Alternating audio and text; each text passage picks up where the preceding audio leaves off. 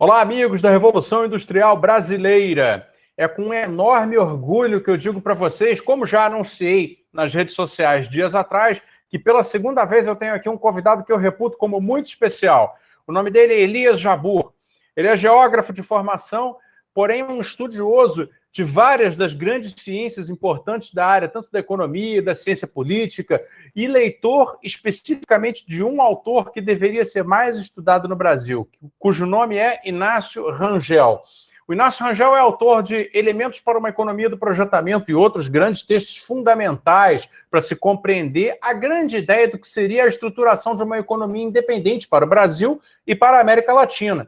Nessa nossa construção cultural hoje tão pobre, Inácio Rangel faz muita falta.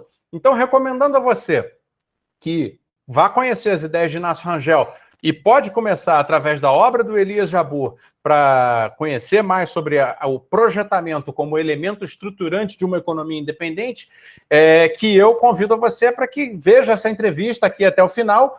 E a primeira pergunta que eu vou dizer para o Elias vai se referir a uma formulação em 3 partes sobre a economia do projetamento, que ele recentemente publicou, que eu vou ler aqui agora.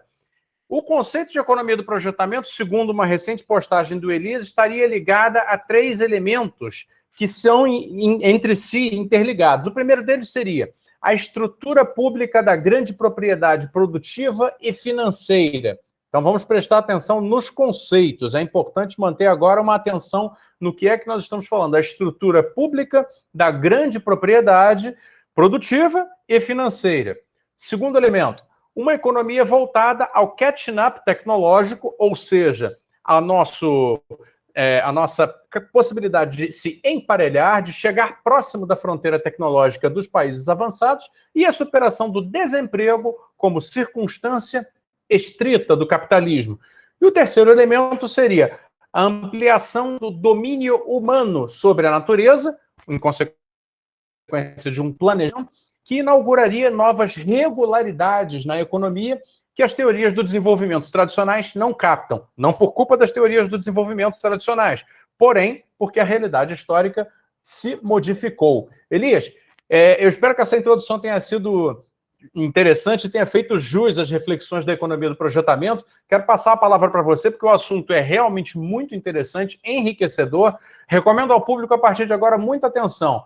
As palavras do Elias são sempre sensacionais, sempre muito interessantes e profundas nesse capítulo da história econômica, muito pouco estudado, que é a possibilidade de passar da prática do planejamento para a prática do projetamento. Essa é a didática que nós vamos tentar fazer hoje nessa entrevista. Elias, muito obrigado, a palavra é sua, sempre bem-vindo à Revolução Industrial Brasileira. Rapaz, eu fico muito feliz com a sua apresentação e estar aqui com você. Eu reputo essa página aqui do YouTube, as suas intervenções no Twitter, etc., como algo fundamental para quem quer pensar o Brasil do ponto de vista estratégico, né? Então, eu vim aqui, eu me ofereço a falar com você, eu estou aqui, e já começando aqui essa maratona conceitual, uma das coisas que me colocam muito em questão, que é o seguinte: o que a China tem que os outros não têm e que possibilita com que a China faça o que os outros não podem fazer? Então, eu coloco o primeiro ponto, que é o seguinte: a construção de um imenso setor público produtivo e financeiro são fundamentais, vamos dizer assim, para que o Estado ele tenha condições de mover a sua economia a partir de grandes projetos, não é? Ou seja, não é um Estado que ele gera demanda efetiva, que gera demanda para o setor, para gerar uma resposta do setor privado, não. É um Estado que ele construiu um setor público muito particular, com 96 conglomerados empresariais estatais, e também um setor, uma grande finança, com cerca de 30 bancos de desenvolvimento, e esses 2 elementos fundamentais, vamos dizer assim, eles operam durante 25 horas por dia os interesses do Estado em relação à própria sociedade, tá? E esse interesse do Estado em relação à própria sociedade, ele se materializa a partir da execução de grandes projetos, não é? Então, existe uma discussão aqui no Ocidente, por exemplo, por que a China e o Vietnã conseguiram sair do Covid melhor do que os outros, qual que é o futuro da economia e tal. Em grande medida, quando se fala em futuro da economia internacional, da economia dos países, das nações, das políticas industriais, nós temos que, no âmago da questão, não é somente uma questão de geração de construir um arcabouço institucional de geração de demanda efetiva, bancos públicos de desenvolvimento, não é somente isso. Eu acho que a questão da propriedade vai ficando cada vez mais fundamental, ou seja, países que têm estruturas industriais e financeiras estatais, eles saem na frente de países que não os têm. Essa que é uma grande novidade. A partir dessa possibilidade do setor público ser o dominante na finança e na produção, nos setores estratégicos, abre-se um amplo leque de possibilidades e que aí envolve, por exemplo, a construção contínua do que eu tenho feito, que é a economia do projetamento, ou seja, o projeto ele é algo que vai se colocando ao longo do processo de desenvolvimento como algo funcional ao planejamento, ao mesmo tempo independente do planejamento, ou seja, é uma relação dialética entre planejamento e projeto. O segundo ponto, você lembra qual que é mesmo que você levantou, Fausto? Desculpa. Se refere, peraí, que eu vou ter que abrir aqui novamente. Eu vou ler novamente, então. É uma economia voltada ao catch-up tecnológico e à superação do desemprego como circunstância estrita do capitalismo. Esse é um desafio que a China tem. O que acontece? Deixa eu aqui colocar alguns pingos nos is, que são polêmicas, né? Que é o seguinte, né? Para muitos, os economistas do desenvolvimento em geral, sem citar nomes, ou seja, alguns geniais, alguns amigos meus, assim, meus mestres, inclusive, muitos deles acreditam que a China não apresenta nenhuma novidade teórica a ser captada. O que a China faz é a aplicação criativa de teorias já previamente concebidas, tá? Então, a China é uma aplicação criativa de Minsky, de Keynes, de Schumpeter, o que também não é mentira, não é? O que acontece, por exemplo, é que esse setor público da economia chinesa, ele foi, nesse setor público é o núcleo por onde irradia, por onde se chega à fronteira tecnológica. E chegar à fronteira tecnológica é a plataforma 5G, é o Big Data, a inteligência artificial. Quando esse setor público da economia constrói essas plataformas e as utiliza para fins de gerenciamento de produção, ocorre o seguinte: ocorre uma ampliação da capacidade de planificação do processo de produção. Ou seja, essa planificação envolve, Fausto, alguns elementos, tá? Que, primeiro, a capacidade de empreender grandes projetos. Segundo, o desafio de fazer o catch-up tecnológico, ao mesmo tempo que forma uma massa de engenheiros e economistas de projetos, que elaboram e executam projetos. Atualmente, são 2 milhões de pessoas na China que são ocupadas em construir e executar grandes projetos. Essas pessoas, que eu acho que são... O Che Guevara falava do homem novo sobre o socialismo, né? Eu acho que a expressão do novo homem são essas figuras, né, que são nascidas na China e que passam o dia a pensar em 2 processos. As demandas do Estado Nacional por catch-up, ou seja, nós tem que se alcançar os países capitalistas, tem que saltar esse problema dos semicondutores. Ao mesmo tempo, como dizia Rangel, o economista de projeto, o engenheiro de projeto, as figuras que estão ocupadas no projeto, elas têm a obrigação de serem críticos em relação ao que vem de cima. Por quê? Porque ele, além de agente do Estado, ele tem que ser agente da sociedade. E um agente da sociedade, ele é uma figura que tem que buscar o pleno emprego no máximo de tempo possível. Então, se tal projeto de catch-up tecnológico for afetar o emprego de pessoas, isso tem que ser deixado de lado. A prioridade é o emprego humano, não é? A partir disso, você vai aplicando aos poucos esses novos aportes tecnológicos, mas uma economia de projetamento é uma economia voltada para o pleno emprego. Essa era uma questão que Rangel colocava. Por quê? Porque para Rangel, o projetamento ele é a superação do curto-prazismo do empresário. Ou seja, o projetamento ele passa a ser um instituto público, vamos dizer assim, não é? Então, aqui no empírico, né? A China ela tem alcançado patamares, assim, chegar na fronteira tecnológica, ao mesmo tempo que tem conseguido gerar 13 milhões de empregos urbanos por ano. Isso significa que nos últimos 15 anos, mais ou menos 150 milhões de chineses saíram da cidade, do campo, e foram trabalhar nas cidades. Isso é uma operação que envolve uma capacidade de planificar a economia, a sociedade, o território, que nós nem imaginamos como que isso deve funcionar. Né? E aí daí que vem o terceiro elemento que eu coloco, que é a minha resposta aos meus amigos que são economistas do campo desenvolvimentista, economistas do desenvolvimento, que é a seguinte: a planificação econômica, Fausto, ela é um instrumento que mestra, em grande medida, a capacidade que o ser humano tem de dominar a natureza. Né? Ou seja, na medida em que nós ampliamos a nossa capacidade de dominar a natureza e utilizá-la, vamos dizer assim, em favor da sociedade, não é? Novas regularidades econômicas surgem, ou seja, quanto mais se amplia essa dominação, novas regularidades surgem.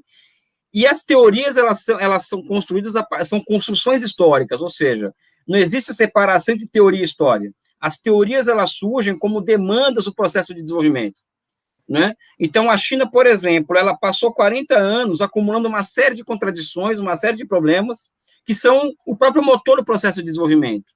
E a solução para essas demandas, que são a desigualdade social, a desigualdade territorial, a questão da fronteira tecnológica, a necessidade de se construir imensos bens públicos, em formas de trens de alta velocidade, hospitais, escolas, tudo isso, ao se enfrentar essas questões, novas regularidades econômicas surgiram. Ou seja, o projetamento era uma resposta histórica às demandas colocadas pelo processo de desenvolvimento. Tá? Então, como se diz, como que eu posso dizer? E existem aí, que eu chamo de regularidades, quais são essas regularidades, que, de novo, tem um projetamento em relação às teorias do desenvolvimento. Eu trago ao menos duas regularidades aqui. A primeira, que é a superação da incerteza keynesiana. E isso está diretamente relacionado com o fato de o Estado depender de si mesmo para a geração de demanda. O Estado não depende do ente privado, é o próprio Estado que gera demanda a partir das empresas públicas. Ora, a superação da incerteza keynesiana é um fato civilizacional, porque, por exemplo, a Alemanha, como economia que é DM, full-time, Coreia do Sul, em última instância, ela depende da palavra final do empresário se vai investir ou não. Né? Na China isso não existe. E o empresário, em uma situação de incerteza, que é típica do capitalismo, ele transforma isso em arma política. Né? O golpe no Brasil agora demonstrou isso, em 2016, o Chile em 73. Então, a China consegue transitar para a superação da incerteza keynesiana. Isso, por si só, já valeria pelo conceito que nós estamos reinaugurando. Agora, existe uma outra regularidade, entre várias que a gente está tentando descobrir, que tem mais pessoas envolvidas nisso também, além de mim, que é o quê? Quando você gera catch-up tecnológico, o que vem logo, isso é transformação de trabalho vivo em trabalho morto, ou seja, a máquina substituindo os seres humanos. Então, existe uma tendência ao desemprego estrutural. Né? E isso acaba levando um nome aí que é genérico, vamos dizer assim, que é a destruição criativa schumpeteriana. Né? O projetamento, ou seja, a partir desses 2 milhões de seres humanos aí voltados a catch-up e a superação do desemprego enquanto circunstância típica do capitalismo, na medida que se consegue gerar 13 milhões de empregos urbanos por ano, apesar do catch-up tecnológico, isso significa que a China está caminhando também para a superação da incerteza keynesiana, da destruição criativa schumpeteriana. Isso num grau de abstração maior, ou falso, significa o seguinte: o projetamento, não é? O Rangel, primeiro que o Rangel ele é um adepto do racionalismo clássico, né? Então ele está buscando meios e maneiras o tempo inteiro da superação do fetichismo, né? E o fetichismo da mercadoria só pode ser superado quando você consegue ter controle sobre aquilo que você fetichiza. Quando você controla o que você fetichiza, você deixa de fetichizar. Ou seja, o planejamento acaba sendo o passo seguinte, né? E o projetamento, passo posterior ao planejamento econômico, né? Que se dá que se dá em patamares superiores. E aqui, desculpa eu me alongar nessa resposta, eu trago uma outra questão que envolve o seguinte, eu tenho trabalhado com essas questões que envolvem o socialismo, o que é socialismo, o que deixa de ser socialismo e tal, e eu tenho certeza, assim, hoje, dialogando com muita gente, diferentes vertentes de pensamento, de que o socialismo ainda é uma forma histórica, que nós aprendemos na escola, na literatura, que é a abolição da propriedade privada, que é o poder dos trabalhadores sobre a produção e tal, que eu acredito que são formas históricas avançadas do socialismo. Mas enquanto essas formas avançadas ainda não surgem, porque o socialismo ele é condicionado historicamente, não faço o que eu quero, ou seja, não faço história em circunstâncias que eu escolho, o socialismo ele se apresenta ao mundo de formas históricas diferentes. E a forma histórica com a qual o socialismo se apresenta no mundo hoje, e que demonstra a sua superioridade sobre o capitalismo, é a transformação da razão em instrumento de governo, né, de um determinado bloco histórico, ou seja, o projeto não é uma operação contábil, o projeto ele guarda muito mais conteúdo do que uma simples contabilidade, como nós aprendemos no curso de economia. O projeto, o 5G, o projeto de um trem de alta velocidade, o projeto de um hospital, ele acaba sendo a encarnação, no caso da China, da razão enquanto instrumento de governo, não é? Utilizado por um determinado bloco histórico no poder. Nesse aspecto, essa nova economia do projetamento ele é a forma histórica com a qual o socialismo se apresenta ao mundo hoje em relação ao capitalismo e vai demonstrando a sua superioridade absurda em relação ao capitalismo, como a China vem demonstrando e outras experiências, no caso do Vietnã, né? Enfim, não sei se deu para compreender bem esses novos avanços no conceito. O conceito vem avançando, é uma agenda de pesquisa longa, mas eu acredito que é muito promissora. Mais do que promissor, Elias. Assim, eu acho que os achados que você e o grupo de estudos que está debruçado, né, na economia de projetamento a partir do que a China ilustra como prática, como projetamento em prática, como processo de desenvolvimento com características únicas, como você explica, já é tão enriquecedor para nós, em função de algo com o qual eu já vou introduzir a minha próxima pergunta a você. Naturalmente, também essa entrevista não será de perguntas muito diretas, né?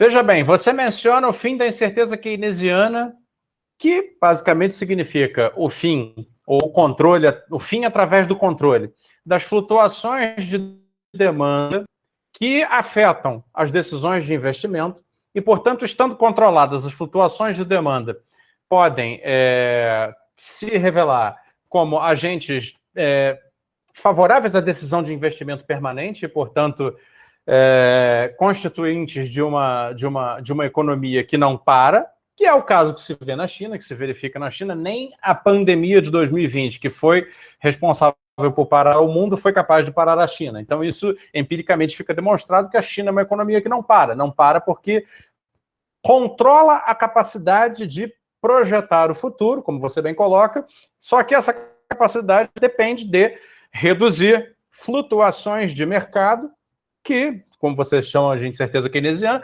flutuações também financeiras, que seria o controle da parte financeira da economia através da aplicação das ideias de Minsky, e também, como você anunciou agora como uma novidade até para mim, controla o processo de destruição, a parte negativa da evolução tecnológica, que é a destruição criativa, como Schumpeter descobriu e descreveu. E aí a pergunta que eu faço é a seguinte: nós, pobres brasileiros, estamos vivenciando na periferia da periferia do neoliberalismo. Nós ligamos a TV, lemos jornais, procuramos nos informar e somos atacados com perguntas que seriam limitantes da nossa capacidade de projetamento. Como, por exemplo, muito bonitos os seus projetos, mas de onde vem o dinheiro? Essa pergunta, com todo o seu cinismo, com toda a sua ignorância, com toda a sua manipulação política, né, de deixar implícita a nossa incapacidade, a nossa interdição a projetar o futuro, essa pergunta é, obviamente, a ilustração cabal de um princípio liberal, segundo o qual a formação da riqueza se dá através do investimento do lucro. E a China elimina isso. E eliminando isso, consegue bons resultados. O que é que o projetamento chinês tem a ensinar ao Ocidente, à periferia do Ocidente, que somos nós, nesse momento em que nós estamos discutindo uma macroeconomia que começa apenas a colocar em dúvida a possibilidade do uso de instrumentos financeiros a partir do controle soberano do Estado, como, por exemplo, a emissão monetária, como, por exemplo, a emissão de debêntures, como, por exemplo, a confecção de projetos. O que nós temos a aprender a partir da experiência chinesa e do projetamento para resolver o debate que se coloca agora no Brasil, que nos coloca numa bifurcação inconveniente, que é ou somos neoclássicos e acreditamos em moeda lastreada em riqueza material, etc., etc., e, portanto, temos limites, ou somos como se fossem libertários, né? Utilizamos instrumentos absolutamente livres que, né, podem nos levar, se não houver outras condições de controle, a crises inflacionárias, a crises de controle, déficits que nos levariam de volta ao FMI, etc., etc. Então, como que o projetamento pode entrar aqui e resolver essa pendenga macroeconômica brasileira? Fausto, eu vou ser bem honesto com você. A nossa pendenga macroeconômica depende de um processo revolucionário como a China viveu em 49. O ponto de partida do chinês é 49. Eles fizeram uma revolução, foram 28 anos de processo revolucionário e com a revolução eles dão um grito contra a lei das vantagens comparativas e ele passa a fazer seus experimentos. É evidente que eu não vou transportar aquela realidade para cá. Do ponto de vista do debate teórico, desculpa eu querer ser chato com essas sessões mais teóricas, vamos dizer assim, porque eu acho que o problema nosso é político, tá? Eu acho que a solução para o nosso problema é político, não é um bloco histórico, um outro bloco histórico que precisa ser composto no Brasil. Eu não acredito que nós temos alguma chance com a esquerda dividida em 2 ou 3 candidatos, tá? Enfim, nós temos que resolver essa questão política. Resolver essa questão política, aí nós vamos ter que trazer uma teoria para os políticos, vamos dizer assim, para eles poderem apreciar. Por exemplo, uma questão que eu tenho levantado, vamos dizer assim, é a seguinte: qual que é o núcleo da teoria econômica mesmo? É uma questão assim, cuja resposta serve para responder essa questão que você coloca. O Estado está presente no Keynes, no Schumpeter, no Minsky, o Estado está lá. Agora, nenhum deles coloca o Estado como núcleo da teoria econômica. Ou seja, que quando você coloca o Estado como núcleo da teoria econômica, é evidente que você percebe que esse Estado pode criar moeda, pode criar mercado, pode criar capitalismo, ou seja, o Estado ele passa a ter poder de criação de marcos institucionais que possibilitem o desenvolvimento das suas produtivas. E o caso que você coloca aqui é o seguinte: o Estado pode nem emitir moeda. É só o Estado gerando demanda, ele já vai estar gerando, o ato do Estado gastar já é uma emissão, entre aspas, emissão monetária. O fato por exemplo, o caso chinês, uma outra regularidade que nós colocamos aí nessa questão do projetamento, uma terceira regularidade, né? Essa já é mais conhecida, mas acho que na China é mais uma porrada, né? Se você tem um Estado que controla todo o setor produtivo, ou seja, o que é fundamental, tá? Que é o setor produtivo nacional, ao lado do setor financeiro também público, contabilmente, Fausto, não existe déficit, porque é o Estado emprestando o próprio Estado. Então, se você entrar no balanço de uma empresa dessa e retirar os encargos com juros, dívida, isso, aquilo, acaba que não acontecendo nada, porque é o Estado emprestando o próprio Estado. E como são empresas que são orientadas ao mercado, mas não necessariamente orientadas ao lucro, a China é um país em que a soberania monetária, os MMTers, que adoram isso daí, a soberania monetária ela é levada às últimas consequências. Então, o projetamento ele também é causa e consequência da construção de um processo da construção de uma soberania monetária. E isso passa pela construção de um limite físico à própria emissão, que é o seguinte, a China está crescendo há 25 anos com uma taxa de investimento de mais de 40%. Ou seja, a China tem capacidade de oferta muito grande, né? Ou seja, que é o limite, seria um limite físico para a própria emissão, né? Então, se a gente tem que aprender alguma coisa com os chineses, é aprender o seguinte: o Estado ele acabar com a separação entre Estado e mercado, essa coisa absurda, essa separação que os neoclássicos nos coloca a goela abaixo e que simplesmente não existe. Ou seja, o mercado é uma criação de Estado, o capitalismo é uma criação de Estado, a moeda é uma criação de Estado, ou seja, tudo gira em torno de Estado, né? E, em cima disso, como compreender o século XXI? Qual que é a ciência? Eu acredito que os economistas de desenvolvimento, inclusive os heterodoxos, eles têm um vício, Fausto, desculpa eu falar isso para você aqui, eles se apropriam, vamos pegar aqui, eles se apropriam, tá, da ciência mais avançada que a burguesia criou, que foi a filosofia positivista, kantiana, né? E é uma filosofia que é pós-iluminista, que é uma baita de uma filosofia, mas que trabalha com compartimentação, com classificação, com separação entre sujeito e objeto, em teoria e história, recolhimento de material, observação de fenômeno, essa coisa mais, né? E eles não essa abordagem trabalha muito com o dever ser, ou seja, com a ideia vindo antes da ação humana, ou seja, a ideia acaba sendo determinante à matéria, né? Então, todos eles trabalham com esse postulado. Então, o que a China faz hoje é aplicar o que está aí.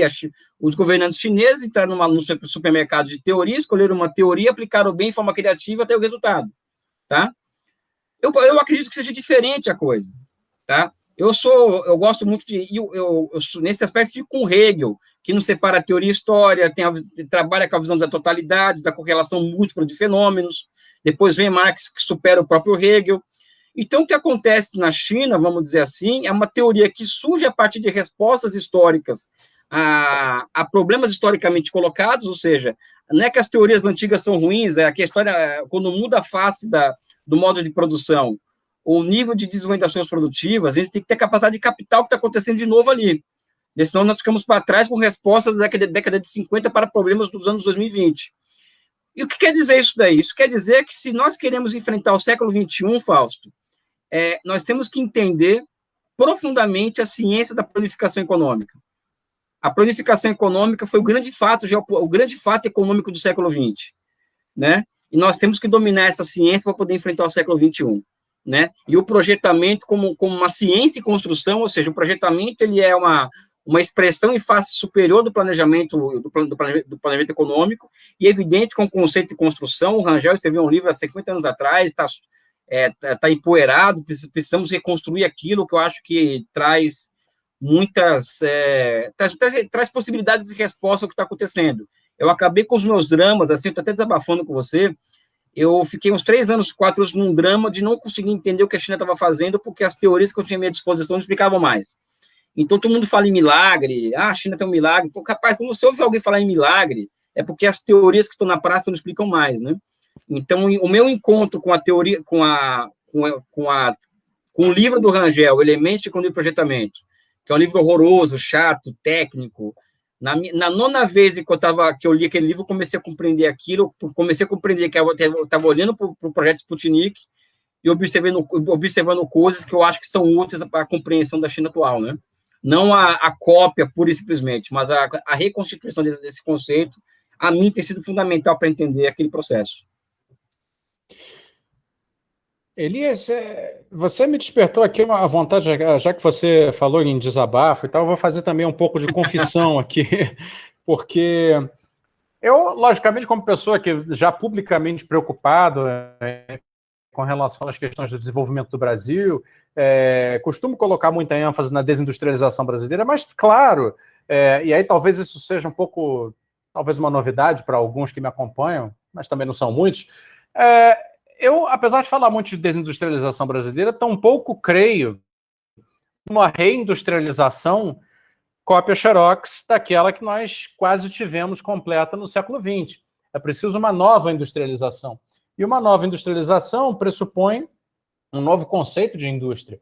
né? De maneira que eu, até por não ser um economista, não ser uma pessoa da academia, me permito uma certa flexibilidade de interpretação e uma extensão do conceito de indústria. Então, por exemplo, eu gostaria de ver no Brasil, nessa sociedade, enfim, absolutamente fragmentada, urbanizada, porém em condições absolutamente desiguais, dentro da desigualdade, com muitas desigualdades internas, expressões diferentes dessa desigualdade nas regionalidades diferentes, ou seja, o território acaba sendo um fator que tem muita força, muita interferência na interpretação que se faz da sociedade brasileira, pelo menos na interpretação que se deveria fazer. E aí, diante disso tudo, eu me refugio muito no Hirschman, porque o Hirschman, colocando a centralidade da interpretação na questão dos encadeamentos, ele retira um pouco ele agrega um pouco de dinâmica ao pensamento. Com ele eu consigo pensar mais dinamicamente. Em que sentido? Apesar de ser um defensor de uma reindustrialização brasileira, eu não fico preso, através de centralização do pensamento na ideia do encadeamento, eu não fico preso na necessidade de pensar o polo industrial, qual o polo industrial, ou pensar qual a tecnologia, quais serão os grupos de tecnologias. Esses seriam pensamentos verticais táticos. Enquanto pensar os encadeamentos, eu consigo pensar o uso das espólios e heranças tecnológicas que o Brasil ainda mantém e a derivação disso em novas coisas. Assim como consigo pensar, e aí que eu queria colocar isso à prova com você, uma possibilidade de industrializar, entre aspas, ou talvez sem aspas, a atividade popular, laboral, informal, que hoje se encontra absolutamente dispersa e marginalizada, e transformá-la, através daquilo que eu considero que sejam inteligências coletivas, em potências econômicas. Então, eu visualizo, por exemplo, que a ideia de encadeamento do Hirschman conseguiria me colocar dentro das periferias urbanas brasileiras, com as suas características reais, materiais, que estão ali, que já se encontram, o uso metódico, planejado, das inteligências coletivas, que são as mais variadas, artesanais, culturais, musicais, cenográficas, comunicacionais, organizacionais, técnicas das mais variadas técnicas, através dessas, da mobilização e organização, através de um planejamento superior dessas capacidades, a formação de empresas coletivas, que poderiam vir a resultar numa industrialização da periferia brasileira, significando uma potência econômica bem aproveitada. Você acredita que isso faz sentido, segundo uma ideia de projetamento, e que essa seria uma possibilidade de retirar da materialidade do Brasil contemporâneo uma via de desenvolvimento projetada? Fausto, eu sempre tive você em conta, você como uma figura uma inteligência diferenciada. Você acabou de me provar isso, porque o Hirschman ele tem dois lances dele, um é mais pessoal dele e o outro tem a ver com o que você colocou. Tem um texto dele, que ele comenta aquele livro dele, a Estratégia do Desenvolvimento Econômico, de 58, ele faz um texto em 84 chamado Confissões do Dissidente, em que ele se coloca como dissidente dos economistas de desenvolvimento. Por quê? Isso. Porque ele era o cara da dialética, né? Ou seja, a noção de efeito de encadeamento, de efeito de spillover, é uma visão dialética de desenvolvimento, não uma visão kantiana de desenvolvimento, né? Então, acho que ele é um dissidente, eu sou fã dele porque eu também me considero um, né? E ele e o Rangel, eles viveram na mesma época histórica, não sei se eles se conheceram, mas a visão que eles tinham de desenvolvimento era idêntica. Porque ambos trabalhavam com a noção, porque qual que é o debate da década de 50, que foi um debate que ninguém viu aí, mas que teve um debate profundo, e que o Rangel foi as últimas consequências, ele foi derrotado, e a derrota do Rangel, para mim, é a derrota do Brasil, né? Que é a noção de planejamento da CEPAL, né? Ou seja, aquela visão de que o planejamento ele a partir do curto-prazismo keynesiano, e não planejamento que o Rangel defendia, que era um planejamento que buscava superar as contradições de uma periferia explorada pelo imperialismo, ou seja, o Rangel tinha uma outra visão mais de longo prazo em relação a isso daí. Então, o Rangel e o Hirschman viu o processo de desenvolvimento como um salto de um ponto de desequilíbrio para outro ponto de desequilíbrio, Em cada ponto de desequilíbrio surge uma teoria, as novas regularidades. A China vive saltando de ponto de desequilíbrio ponto de equilíbrio. E o Richman, enquanto que os cepalinos em geral, os economistas de desenvolvimento em particular, acham que não, a gente está saltando de ponto de equilíbrio para outro ponto de equilíbrio. Porque, no fundo, é tudo neoclássico, né? No fundo, também parte de algumas premissas neoclássicas, e o equilíbrio é uma delas, né? Enfim, como eu não acredito em equilíbrio de nada, né? Então eu prefiro não comentar isso daí. O Richman falava, Fausto, você conhece melhor do que eu, do seguinte: o desafio do economista, ele não acreditava em poupança ex ante, não acreditava que tinha que poupar para depois crescer, ou seja, o que existe são racionalidades ocultas. E o papel do economista é descobrir quais são essas racionalidades e mobilizar essas racionalidades. Né? E quais são essas racionalidades? Nada mais são do que o que Rangel chamava de recursos ociosos. Ou seja, você acabou de citar várias racionalidades ocultas na economia brasileira, várias, você acabou de citar, que se apresentam na sociedade hoje no Brasil como um recurso ocioso, que precisa de mobilização. E ao ganhar escala todas essas iniciativas que você está colocando, acaba se transformando em indústria também, em produto industrial. Tá? Então, você acabou de descobrir aqui, ao vivo, o que o Richman nos pedia para descobrir, primeiro, no osso que o europeu e americano tem a nos dizer. Ele falava isso. Tratem de descobrir as racionalidades ocultas. Eu acho que esse é um ponto que eu concordo com você. Você descobriu e acho que é um caminho. Mas aí você vai me permitir que eu seja um pouco conservador em algumas coisas. Eu peço a sua permissão para isso. As pessoas falam muito em indústria 4.0, que o Brasil tem que alcançar as cadeias globais de valor, essa coisa toda que a gente ouve falar. Até nossos amigos heterodoxos também falam muito nisso. Eu acho que o nosso problema, Fausto, é gerar 30 milhões de empregos imediatamente. E para gerar 30 milhões de empregos imediatamente, primeiro, nós precisamos resolver a pendência histórica que foi aberta com o processo de industrialização poupadora de mão de obra no final da década de 70, que é uma questão urbana que está explosiva no Brasil. E a questão urbana está explosiva no Brasil, para a sua solução, precisa do quê? Abertura de novos campos de acumulação. Quais são eles?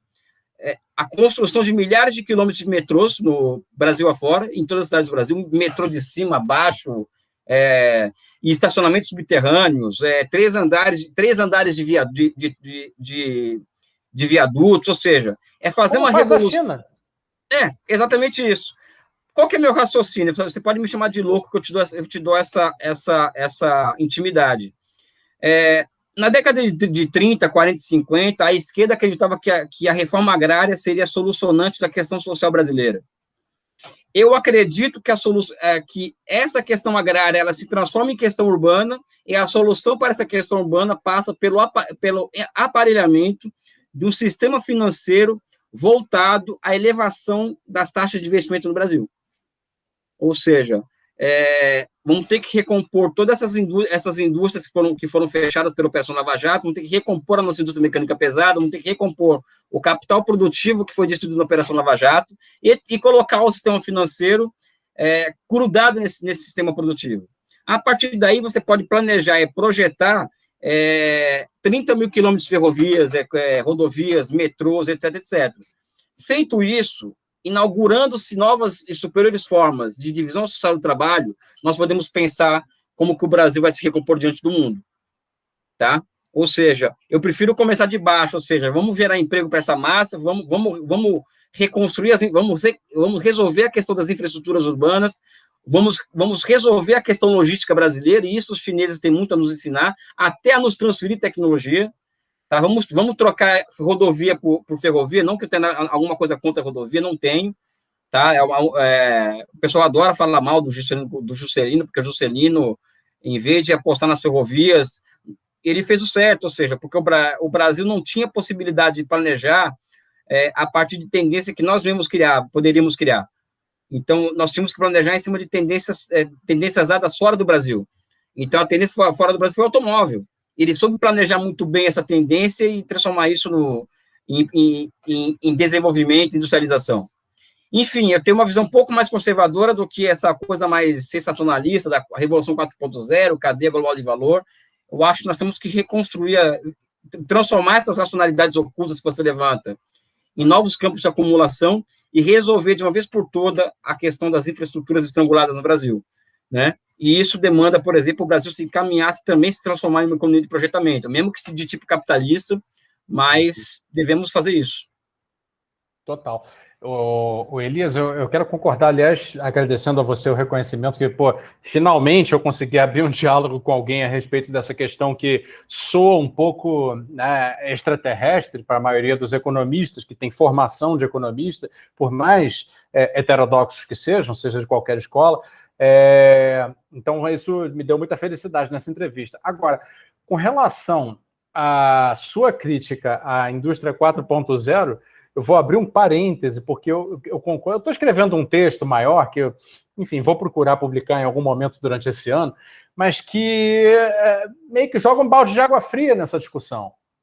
Veja, mesmo se nós não tivéssemos a enorme desestruturação econômica que temos, digamos que o Brasil estivesse ainda com um parque industrial ativo, né, relevante, em condições de fazer progressos tecnológicos interessantes, vou tentar dizer de uma maneira muito sintética, encher uma fábrica de sucos, de refrigerantes, de sensores, não torna uma fábrica de sucos ou de refrigerantes algo diferente de uma fábrica de sucos e refrigerantes.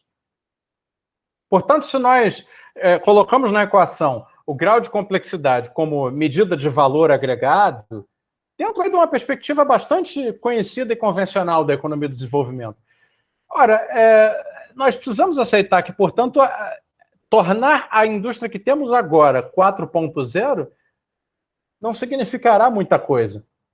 Quando, na realidade, o que se nota fora do Brasil aí sim, usos inteligentes disso que veio a se chamar de indústria 4.0, que eu considero um conceito bastante frívolo, bastante vazio, que é a modificação do modo de produzir, do ato e do modo de produzir, uma nova estratégia de produção vinculada à redução das escalas na quantidade, porém aumento da escala na qualidade. E a desassociação dessas duas coisas e transformar essa paralela que vinha em crescimento proporcional em crescimento invertido é uma chave de compreensão da indústria moderna muito interessante. De modo que hoje o projeto de produto de uma fabricante de qualquer tipo de produto avançado, o projeto do produto é mais do que o produto. Eu conheço várias fabricantes, várias empresas privadas e também empresas públicas, no caso da China, a maioria delas são públicas, que podem, na realidade, vender antes de produzir, porque o projeto é o produto. E o projeto é um grande arquivo digital, obviamente protegido por todo tipo de segurança digital, de segurança comercial, etc., que diz o direcionamento material daquele produto à frente, no futuro. De modo que, quando um cliente chega com uma determinada necessidade, aquele produto é adaptado sob uma série de critérios para atender necessidades específicas. Posso usar como exemplo a fabricação de túneis subterrâneos na China, com máquinas tuneladoras próprias chinesas, todas elas adaptadas, porque é um equipamento muito sensível, para as condições geológicas e subterrâneas do território chinês, de determinada localidade, quando então você consegue rapidamente fazer a conexão entre indústria e infraestrutura sem necessidade de alterar a cadeia produtiva. Ou seja, essa, para mim, é a indústria 4.0. A indústria da customização, apesar de ser a indústria ainda pesada, ainda do alto valor. Então, essa noção de nova indústria, que eu tento explorar aí nos meus escritos, e um dia, quem sabe, vai sair, é que o mundo está buscando. E dado que o mundo está buscando isso, e busca através de projetos, porque o próprio produto dentro do ambiente industrial se tornou um projeto, é que me torna bastante sensível à ideia do projetamento como ideia macro, força direcionadora de um projeto de desenvolvimento para o país. Por isso eu gosto de conversar com você, e por isso a gente tem esse diálogo bacana. Eu não sei, não é uma pergunta, assim, eu fico aberto aos seus comentários, acho que a gente falou bastante também já. Vamos encaminhando para o final. Você tem alguma coisa extra a comentar a respeito?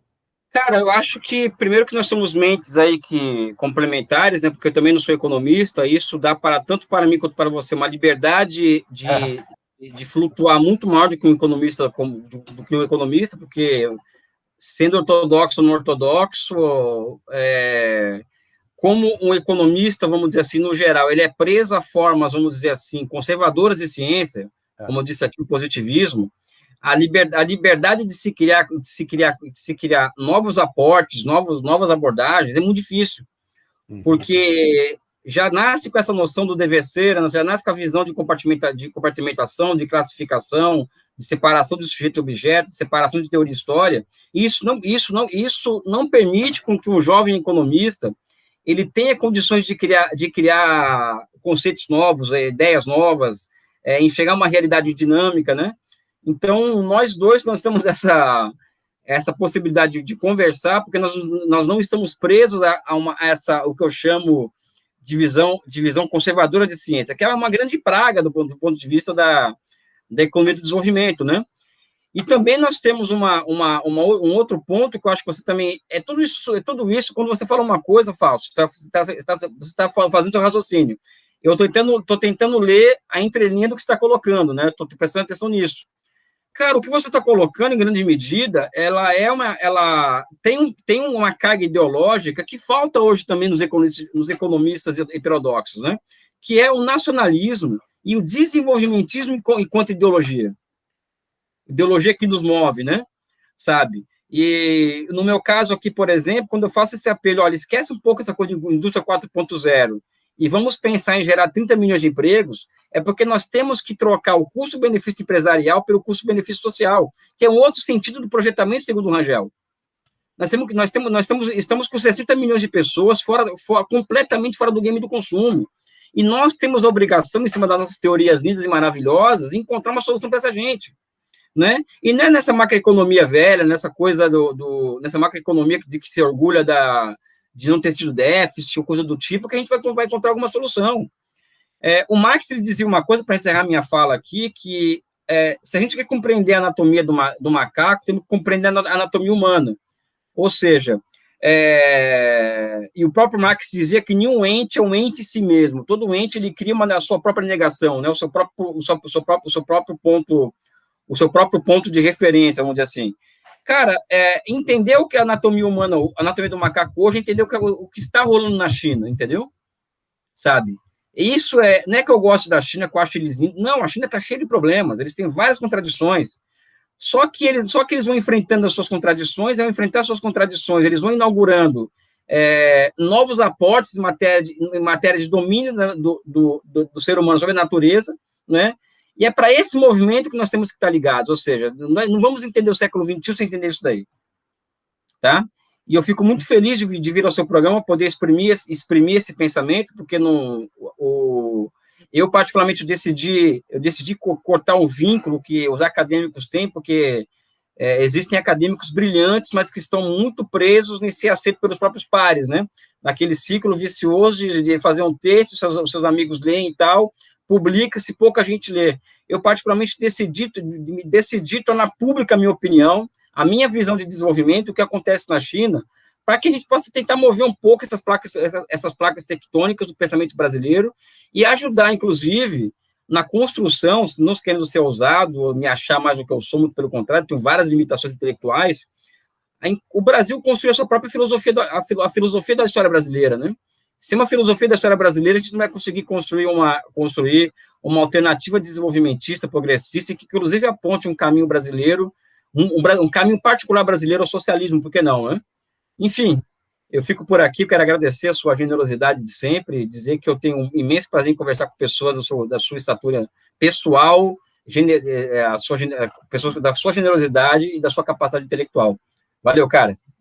Oi, Elias, muitíssimo obrigado. Eu fico também, toda vez que a gente conversa é sempre super enriquecedor para mim. Minha esposa sabe disso, às vezes eu comento quando a gente bota aí as suas lives de domingo para assistir, assim, eu já falo, o Elias é um camarada, putz, esse sim, então...